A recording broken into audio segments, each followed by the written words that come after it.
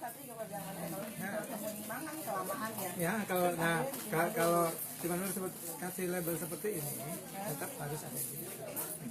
Tradisional Wijayanya itu. Waktu kamu itu sama Ibu Dina begini kan?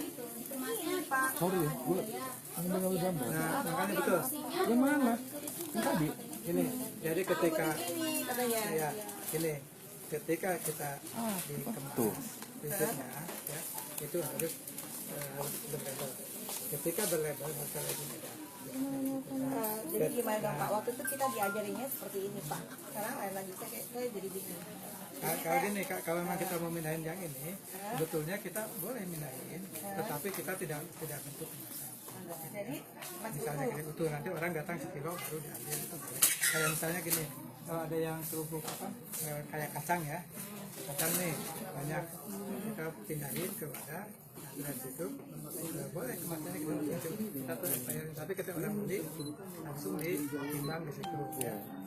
Kalau dia udah kesannya ya dia dia harus ketika iya ya waktu itu Pak Ibu Dina ada ini seperti ini suruh saya beginiin. Tadinya nggak ada ininya Pak. Terus dia minta suruh supaya begini karena nggak lain lagi saya bingung.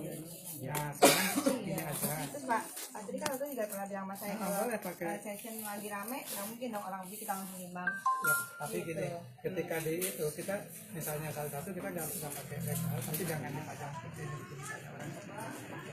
Oh jadi kita Jadi langsung di prinsipnya belakang. gini, ketika kita